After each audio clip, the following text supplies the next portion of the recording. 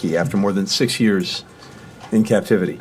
I want to thank the government of Niger, where I was just last week, for its important assistance in bringing him home. I also want to thank our team, starting with Special Envoy Roger Carstens, all of those who have been working at the department to bring him home. Tireless efforts, and I'm very pleased that we are now seeing that come to fruition today. As you know, I have no higher priority or focus than bringing home any unjustly detained American, wherever that is in the world. We won't rest until they're all home and, like Jeffrey, reunited with their families. This morning, I'll be launching the 2022 Human Rights Report. But just before I turn to that, I want to speak to what's happening right now in Moscow. Today and throughout this week, President Xi is meeting with President Putin in Russia. We expect that China may use this visit to reiterate calls for a ceasefire under its peace proposal. The United States welcomes any initiative that advances a just and durable peace. China's proposal includes elements that we have long supported, including ensuring nuclear safety, resolving the humanitarian crisis, protecting civilians. And indeed, the first element calls for upholding sovereignty, independence, and territorial integrity of all countries. The fundamental element of any plan for ending the war in Ukraine and producing a just and durable peace must be upholding the sovereignty and territorial integrity of Ukraine in accordance with the United Nations Charter. Any plan that does not prioritize this critical principle is a stalling tactic at best, or is merely seeking to facilitate an unjust outcome. That is not constructive diplomacy. Calling for a ceasefire that does not include the removal of Russian forces from Ukrainian territory would effectively be supporting the ratification of Russian conquest. It would recognize Russia's attempts to seize a sovereign neighbor's territory by force. It would enable Russia to further entrench positions in Ukraine. And a ceasefire now, without a durable solution, would allow President Putin to rest and refit his troops and then restart the war at a time more advantageous to Russia. The world should not be fooled by any tactical move by Russia, supported by China or any other country, to freeze the war on its own terms. Such a move would violate the UN Charter and defy the will of 141 countries who have condemned Russia's war in the United Nations General Assembly. One party to this conflict, Ukraine, has already put forward a just peace formula. If China is committed to supporting an end to the war based on the principles of the UN Charter, as called for in point 1 of its plan, it can engage with President Zelensky and Ukraine on the basis and use its influence to compel Moscow to pull back its forces. Russia's purported annexation of sovereign Ukrainian territory, including vast areas it doesn't even control, and its ongoing brutal attacks on civilians make clear that President Putin currently has no interest in such a peace. That President Xi is traveling to Russia days after the International Criminal Court issued an arrest warrant for President Putin suggests that China feels no responsibility to hold the Kremlin accountable for the atrocities committed in Ukraine, and instead of even condemning them, it would rather provide diplomatic cover for Russia to continue to commit those very crimes. Now, every year, I come to this podium for the launch of the Human Rights Report. I do so because the report embodies the importance of human rights for American diplomacy and for our vision of an open, free, prosperous, and secure world. Human rights are universal. They aren't defined by any one country, philosophy, or region. They apply to everyone, everywhere. This report makes a factual, objective, and rigorous accounting of human rights conditions around the world, looking at nearly 200 countries and territories. And importantly, it applies the same standards to everyone, our allies and partners, and countries with which we have differences. The goal of this report is not to lecture or to shame. Rather, it is to provide a resource for those individuals working around the world to safeguard and uphold human dignity when it's under threat in so many ways. And while this report looks outward to countries around the world, we know the United States faces its own set of challenges on human rights. Our willingness to confront our challenges openly, to acknowledge our own shortcomings, not to sweep them under the rug or pretend they don't exist, That is what distinguishes us and other democracies.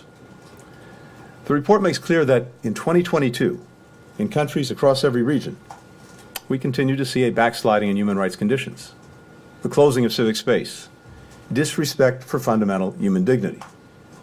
The report details the appalling and ongoing abuses committed by the regime in Iran against its own people. In the wake of the tragic death of Mahsa Amini, authorities have killed hundreds of peaceful protesters, including dozens of children, and have arbitrarily detained thousands. Iranian forces are using torture and gender-based violence against arrested protesters. Journalists and lawyers are harassed and preemptively detained. Sham trials and hasty executions are used to further intimidate the people of Iran. The international community has come together to condemn and confront Iran's brutal crackdown and will continue to act in support of the right of the Iranian people to speak out for their fundamental freedoms. In Afghanistan, the Taliban relentlessly discriminates against and represses women and girls, so far issuing 80 decrees that restrict women's freedom of movement and their right to education and work. The Taliban's December edict, barring female employees of non-governmental organizations from the workplace, imperils the tens of millions of Afghans who depend on humanitarian assistance for their very survival. Human rights have further eroded in Burma, where the military regime brutalizes the population. Thousands of activists have been killed by the authorities, including 4 pro-democracy leaders executed last summer. The PRC continues its abuses, including genocide and crimes against humanity against Uyghurs, repression of Tibetans, crackdown on basic rights in Hong Kong, and targeting of individuals on the mainland for exercising fundamental freedoms. In Cuba, courts have issued draconian jail sentences to hundreds of people for protesting for their rights. And in Nicaragua, the authoritarian government continues to detain political prisoners and hold them in appalling prison conditions. The 2022 Human Rights Report is also a reminder of the extraordinary courage that so many activists, journalists, lawyers, government officials, regular citizens who stand up to these abuses. Many do so at great personal risk of retaliation, harassment, detention, torture, even death. In February, we celebrated 10 Global Human Rights Defender awardees, individuals from around the world who are promoting and defending fundamental freedoms, from combating slavery to advocating for families of those forcibly disappeared, to demanding better wages and working conditions for low-income laborers, to representing political prisoners on death row. This report honors them. I'm also proud of my colleagues here at the State Department, in Washington, and at every post around the world, for not only reporting and documenting human rights abuses, but also drawing on the power and purpose of American diplomacy to advance human dignity. Now, as you know, I recently traveled to Ethiopia, where I had a very productive discussion with Prime Minister Abiy and his team. I also met with Getachew Reda, the TPLF signatory to the November 2nd Cessation of Hostilities Agreement, who was just selected to be the leader of its interim administration. I commended both sides for reaching that agreement and the significant progress made in its implementation. With this agreement in place, the fighting is stopped. Humanitarian assistance is flowing. Services are being restored. Human rights in northern Ethiopia are significantly down. Eritrean forces are leaving. The Ethiopian government is taking the first steps toward transitional justice. But as I discussed with both sides during my visit, to build a durable peace, there must be acknowledgement of the atrocities committed by all parties, as well as accountability together with reconciliation. The conflict in northern Ethiopia was devastating. Men, women, and children were killed. Women and girls were subject to horrific forms of sexual violence. Thousands were forcibly displaced from their homes. Entire communities were specifically targeted based on their ethnicity. Many of these actions were not random or a mere byproduct of war. They were calculated and deliberate. After the department's careful review of the law and the facts, I've determined that members of the Ethiopian National Defense Forces, Eritrean Defense Forces, Tigray People's Liberation Front forces, and Amhara forces committed war crimes during the conflict in northern Ethiopia. Members of the Ethiopian National Defense Forces, the Eritrean Defense Forces, and Amhara forces also committed crimes against humanity, including murder, rape, and other forms of sexual violence and persecution. Members of the Amhara forces committed the crime against humanity of deportation or forcible transfer and committed ethnic cleansing through their treatment of Tigrayans in western Tigray. We welcome the commitment that the parties to the cessation of hostilities agreement have made to acknowledge the atrocities committed and their devastating consequences. The government of Ethiopia is taking the first steps by publicly releasing a detailed green paper of transitional justice options based upon best practices and building upon the experiences of other states emerging from periods of mass violence. It has invited experts from the Office of the High Commissioner of Human Rights to join the Ethiopian Human Rights Commission to deploy a team of human rights monitors to conflict-affected areas to ensure that such acts have truly ceased. The government is also holding public consultations about transitional justice, which, as I discussed with the Prime Minister, should be inclusive of all stakeholders and provide victims a voice. The process is benefiting from the advice of experts in the field, including members of my team who participated in a workshop on transitional justice with other international specialists just last week. Finally and crucially, we urge the government of Ethiopia and the government of Eritrea, as well as the TPLF, to hold those responsible for these atrocities accountable. These steps, acknowledgement, accountability, reconciliation, are key to breaking the cycle of ethnic and political violence that has gripped Ethiopia and prevented it from reaching its unlimited potential for so long. The United States will partner with Ethiopia as it implements a credible transitional justice process for the benefit of all victims and affected communities. We'll stand with Ethiopia as it honestly faces the abuses in its past, provides accountability for the harms committed against its citizens, and moves towards a future of lasting peace. With that, happy to take a couple of questions before turning it over to my colleagues. Matt, go ahead. Matt. Thank you, Mr. Secretary, and welcome back. Thank you. I've got about 17 questions, but for the sake Hold of on, let me get my pen out. but for the sake of both you and my colleagues, I'll narrow it down to just one. Thank you. And that has to do with the Ethiopia and the decision you just made. As you noted, you were just there. Why didn't you make this determination either while you were there or before you went? Were your conversations while you were there instructive in making this? And then the other thing is on this, you seem to suggest that you think that Ethiopian courts can take care, can deal with this. That is not so much the case as it relates to Russia and Ukraine. And I'm just wondering why it is that you think that. Thanks, Matt. Well, look, I'm obviously not going to get into the details of private discussions that I had, but two things. First, this determination is the product of a lot of very deliberate, detailed work.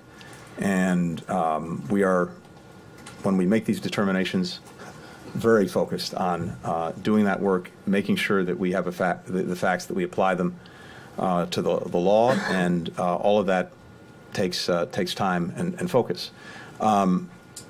It seemed appropriate to release the determination that we made as we're putting out the human rights report. And beyond that, I'd say that in terms of what happens next in Ethiopia, including what process they establish to provide for justice, for accountability, we'll see. I don't think that's been determined. What has been determined, and what I could see from my meetings and conversations last week, is a commitment on all sides to engage in this process of transitional justice, an acknowledgement of the atrocities that have been committed, again, by all sides in the course of this conflict in northern Ethiopia, and I believe a commitment to genuinely get to a better place that has to include accountability, that has to include, I think, reconciliation, if we're going to have a truly durable peace. That's what I heard on the trip. And again, I think the situation that we're seeing now in Ethiopia is vastly different than situations in other parts of the world, in that over the last 4 months, the steps that all sides have taken to implement the cessation of hostilities agreement has literally saved lives and changed lives for tens of thousands, hundreds of thousands of people. But that doesn't erase what happened over the last 2 years, which is why it is so important that we get this transitional justice process moving and that there is accountability as well as reconciliation. Afghanistan, Mr. Secretary, Afghan situation also is very bad. Any message for our New Year? We celebrated our New Year. Please, you guys don't give me opportunity, any comment about Afghan women, and what's your message for our New Year? We celebrated, but Afghan women crying. I know you don't give me a chance. Sorry, I have a lot of pain. No, I'm happy to address that. I'll say very simply that we deplore the edicts that the Taliban have promulgated repeatedly that fundamentally repress the rights of Afghan women and girls. And we've seen this now time and again, denying them education, denying them the ability to work, denying them the ability to participate in the provision of humanitarian assistance that benefits all Afghans. And I think it's safe to say from conversations with countries around the world that to the extent the Taliban is looking for more normal relations with countries around the world, that will not happen in so long as they continue to advance these repressive edicts against women and girls. Thank you. Thanks so much for coming to talk to us about the report. What would your response be to those that would say, despite the contents of the report and despite all the work that goes into it, that the issues that are flagged are not sufficiently influencing policy making, especially when it comes to countries where it is harder for the United States to have those tough discussions on human rights, like Egypt and Saudi Arabia and Israel. What's your response to that? Well, first, we have those tough discussions across the board with friends, adversaries, competitors alike. So and the report itself makes that very clear. But in the day in, day out, it's the same thing. So we're not pulling our punches with anyone as we call things as we see them. Sometimes we do it more publicly, sometimes we do it more privately. We're trying to determine in each instance how we hopefully can be most effective in advancing human rights, in advancing human dignity. So I think it's safe to say without getting into details that we raise these concerns with everyone. Again, friends, adversaries, competitors. At the same time, as we're working in different ways with different countries, we have a multiplicity of interests that we're working on, and we always try to determine how we can most effectively advance them. Human rights is a central interest of ours. It's not the only one. And my responsibility is to make sure that we're doing our best to advance all of our interests however we can. But as this report makes clear, and it's the fact that it's a very public report and that it applies the same standards to countries around the world, whatever their relationship with us, I think demonstrates the seriousness with which we take this issue. Thank you, Thank Mr. you. Secretary. I'll leave it in the very capable hands of my colleagues. Thank you, everybody. All right, thanks, everybody. I'm going to turn the floor over now to Assistant Secretary Barclay, who's going to make some remarks, and then her and Ambassador Van Schack are on hand to address some other questions you all might have. Assistant Secretary, please.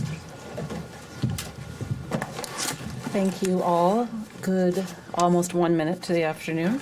As Vedant said, my name is Erin Barclay, and it is really an honor for me to be here with all of you for the release of the 47th Annual Country Report on Human Rights Practices, which we submitted to the United States Congress today. As Vedant noted, I've had the great privilege of leading the Bureau of Democracy, Human Rights, and Labor team since September of 2022. And I am extremely proud of DRL for being at the forefront of preparing these important reports with colleagues across the department and U.S. missions abroad.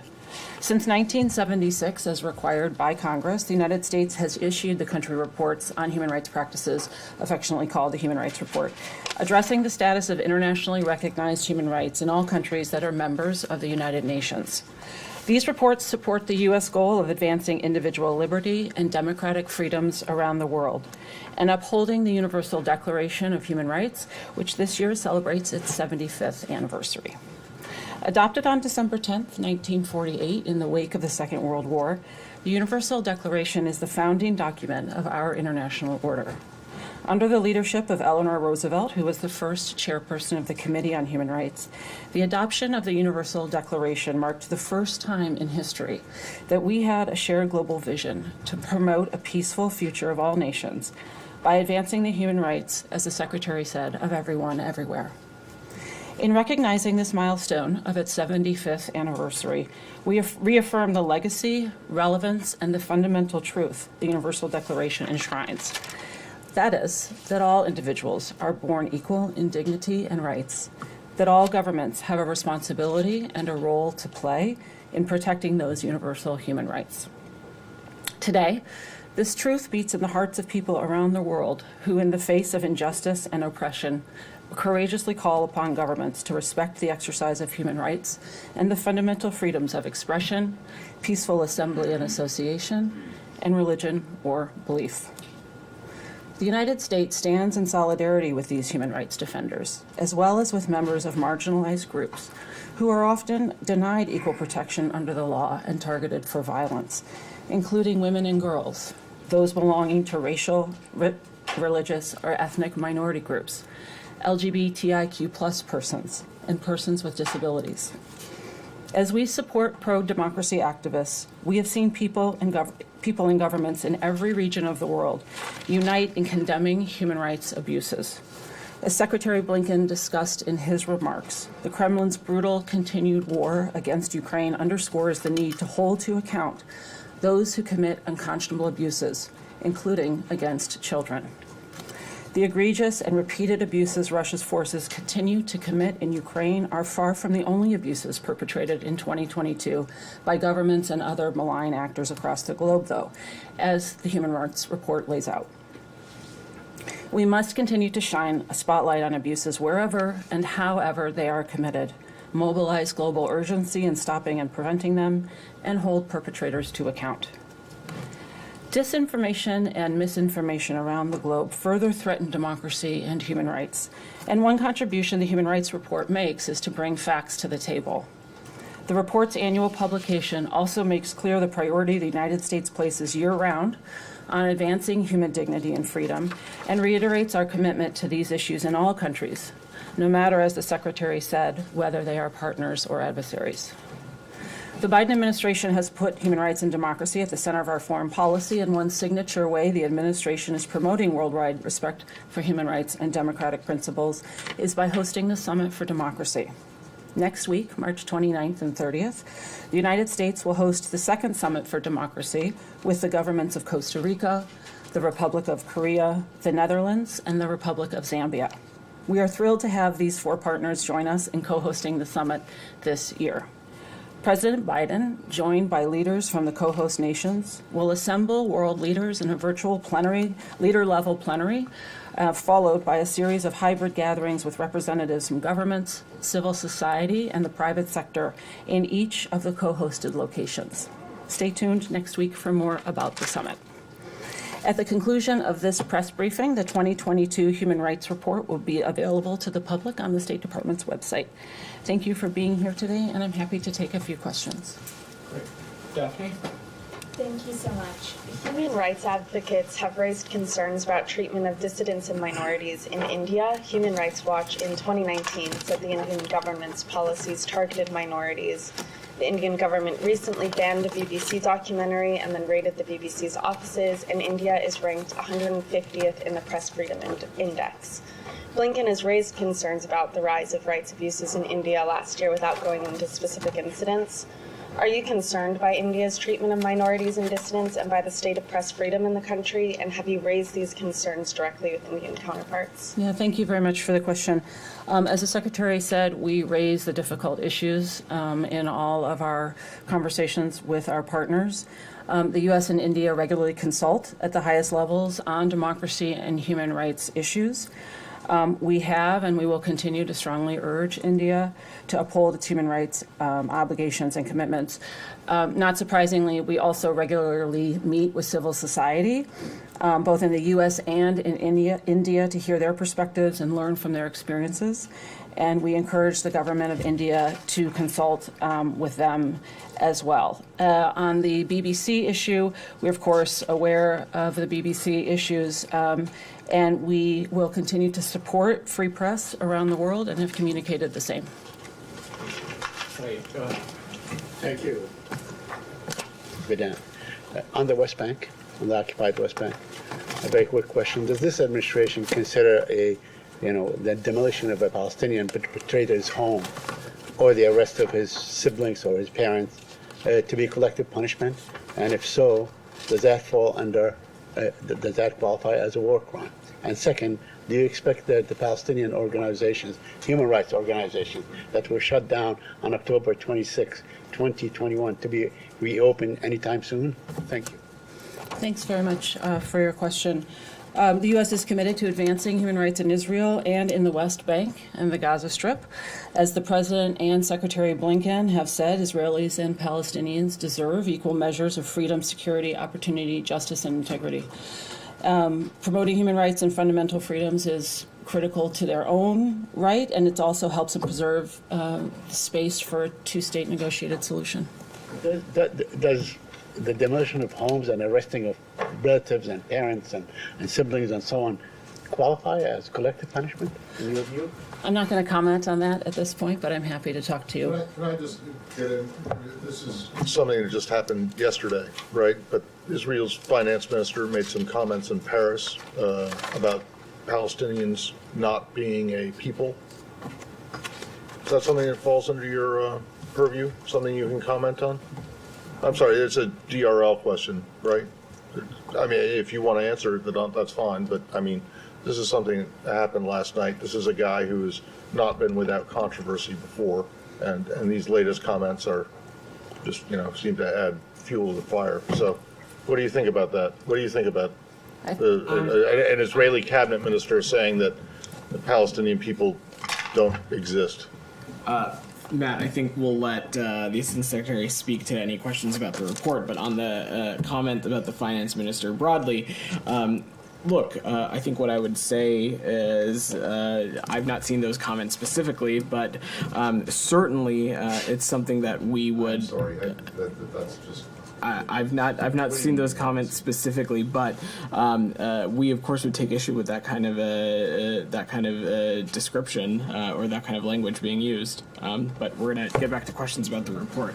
Alex, go ahead. Thank you so much. Thanks so much for coming down here. I have two questions. First, about housekeeping. The fact that I'm sorry, say that again. The first part of my question is about housekeeping. The fact that we still have acting assistant secretary on this role. How much of this takes away from let's say, the success stories that you might actually put out there? Second part of the question, more broadly, the question was asked to the Secretary about the tools in your toolkit. I cover South Caucasus. All the cases I raised throughout the year, last year in this room, are in the report.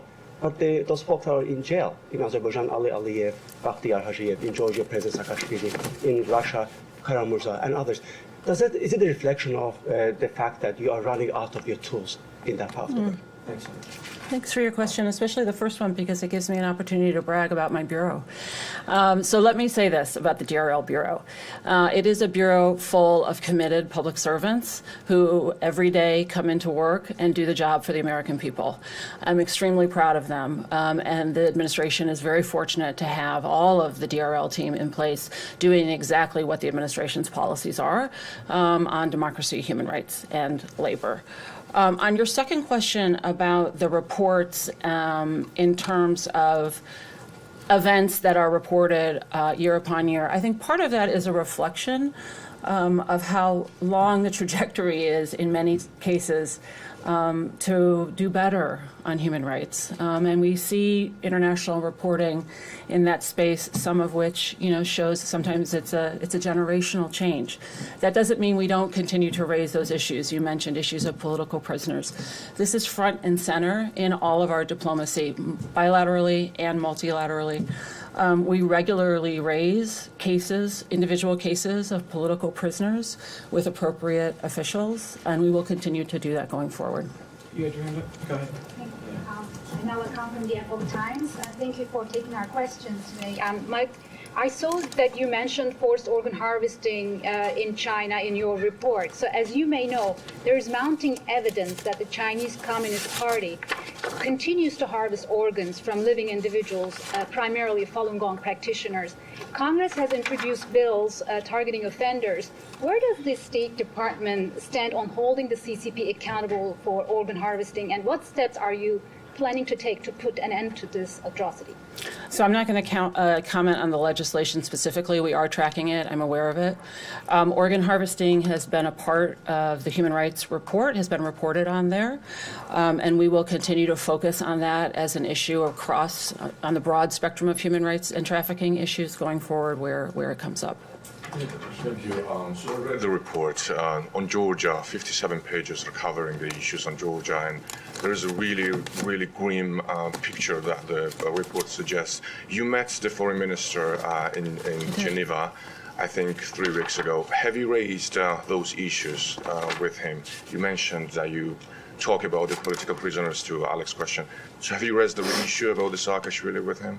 Thanks very much for your question. And I did have the opportunity to meet with the Georgian foreign minister when I was in Geneva for Human Rights Council high-level week a couple of weeks ago. And I'm not going to comment on the specifics of my conversations with the foreign minister, but we raised the spectrum of issues, many of which the report articulates, and I'll leave it at that. Okay, and just to follow up, so there is a growing concern that Georgia is moving towards Moscow. There's a growing authoritarianism, Russian oligarchy, total disrespect to rule of law and freedom of media, freedom of speech, etc. So what is the general sense about Georgia in the State Department? Because if you look at the dynamic of those reports, if you look at the past years, they also suggest really grim picture of Georgia. So are those issues, concerns stay on paper, or do you actually do something about it? Yeah, no, thanks very much for the question. It's important. It doesn't just stay on paper. These are issues that we talk to the Georgian government about. And as you know, we have a 30-plus year partnership with the government of Georgia, and that People of Georgia. the people of Georgia. Thank you very much. I appreciate that correction. And we want to continue to work together with the people of Georgia to move towards their Euro-Atlantic ambitions. You can hand it to the left, and then Kylie can do after that. Yeah, you go ahead.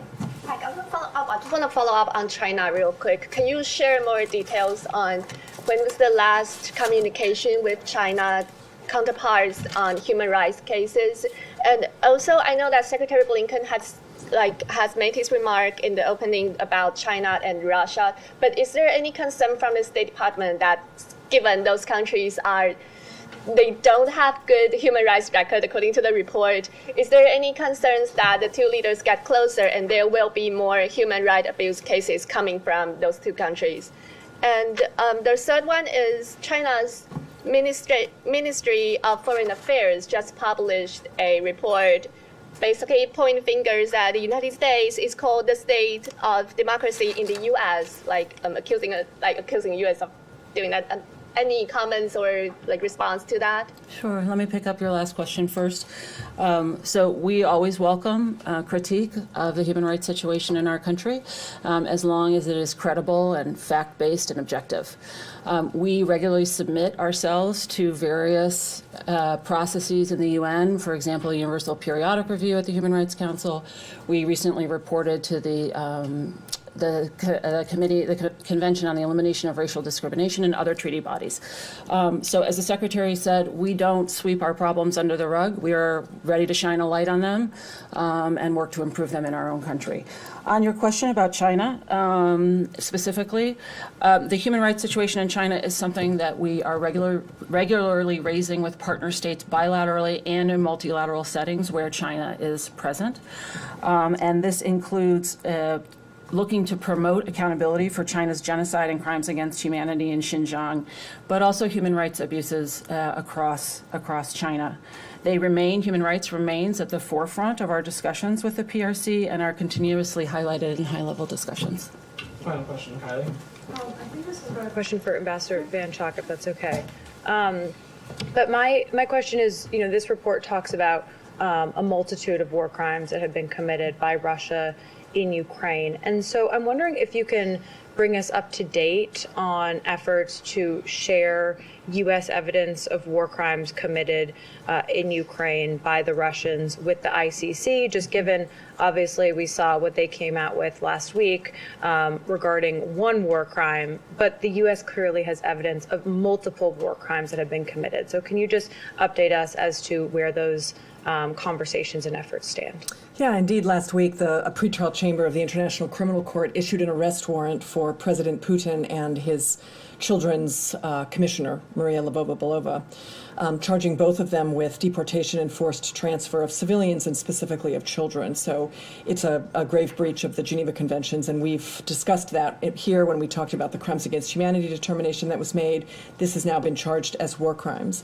We have appreciated new authorities that Congress has given us when it comes to our ability to interact with the court and to potentially share information. We're looking for ways to be helpful. We generally don't talk about the specifics of what we do share because in many respects that might reveal prosecutorial trajectories, for example, or undermine the safety and security of witnesses. But we are looking for ways to support this, and we have been supporting accountability from the beginning when it comes to the Russia-Ukraine war, in particular supporting the work of the Prosecutor General in Ukraine, who has primary jurisdiction over all of the war crimes and other atrocities being committed there. Okay, and without getting into specifics over what could be shared or what has been shared, can you just say if at this point any of the evidence that the U.S. has been shared with the ICC? This is still under consideration. Thanks, everybody. Thanks, everybody.